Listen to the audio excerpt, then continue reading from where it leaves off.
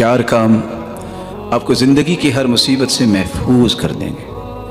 سب سے پہلا کام جو آپ کو کرنا ہے وہ ہے استغفار۔ میں اور آپ اگر اپنے آپ کو ہر قسم کی مصائب سے محفوظ کرنا چاہتے ہیں، وَمَا كَانَ اللَّهُ لِيُعَذِّبَهُمْ وَأَنْتَ فِيهِمْ، اللہ عز و جلال نے یہ پیغام دے دیا، وَهُمْ يَسْتَغْفِرُونَ۔ جب تک استغفار انسان کرتا ہے اللہ عز و جلال اسے اپنی حفاظت میں رکھتے ہیں۔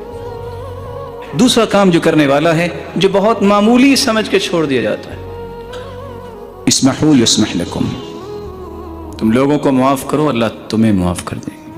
ارحموا من فی الارض یرحمکم من فی السماء، تم زمین والوں پہ رحم کرو گے آسمان والا تم پہ رحم کرے گا۔ تیسرا کام جو آپ کو ہر قسم کی مصیبت سے یوں محفوظ کر لے گا کہ آپ قلعے میں بند ہو، الصدقہ تطفئ غضب الرب وتدفع میتۃ السوء، صدقہ اللہ کے غصے کو بھی ٹھنڈا کرتا ہے اور بری موت سے بھی بچاتا ہے۔ اور آخری بات، یہ دعا کثرت سے کیا کرے، اللہم انی اعوذ بک من زوال نعمتک وتحول عافیتک وفجاءۃ نقمتک وجمیع سخطک۔ اے اللہ میں تیری پناہ میں آتا ہوں، من زوال نعمتک، جو نعمت، صحت کی نعمت، مال کی نعمت، قوت کی نعمت، نیکی کی نعمت، کوئی بھی نعمت، اللہ میں تیری پناہ چاہتا ہوں یہ نعمتیں مجھ سے زائل نہ کر۔ وتحول عافیتک، آج صحت ہے، نماز پڑھتا ہوں، نیکی کرتا ہوں، خیر خواہی کرتا ہوں، والدین کی اگر میں خدمت کرتا ہوں، کسی کے کام آتا ہوں، میرے مالک کی عافیت کی نعمت جو ہے یہ مجھ سے نہ چھیننا، ایسی بیماری نہ ہو کہ میں نماز بھی نہ پڑھ سکوں۔ وفجاءۃ نقمتک، اور اچانک سے ایسی مصیبت نہ آئے کہ جس کو میں برداشت نہ کر سکوں۔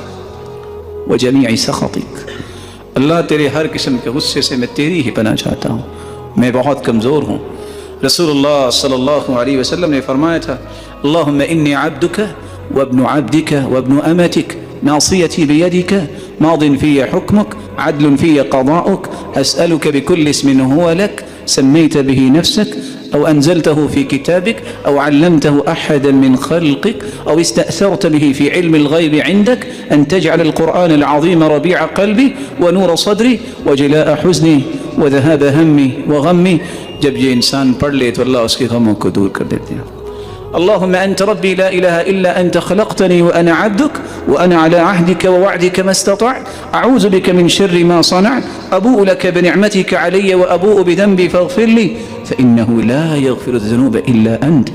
یہ سید الاستغفار اتنی بڑی نعمت ہے، یقین کر کے صبح پڑھ لیں، شام تک موت آ جائے جنتی، شام کو یقین کر کے پڑھ لیں، صبح تک موت آ جائے، دنیا جہان کے فتنے ہوں، یہ زلزلے اللہ عز و جلال ہم سب کو محفوظ فرمائے۔ اللہ عز و جلال کے پیغمبر کی اس بات پہ یقین کر کے جو پڑھ لے رات کو صبح تک فوت ہو جائے یہ جنتی ہوگا۔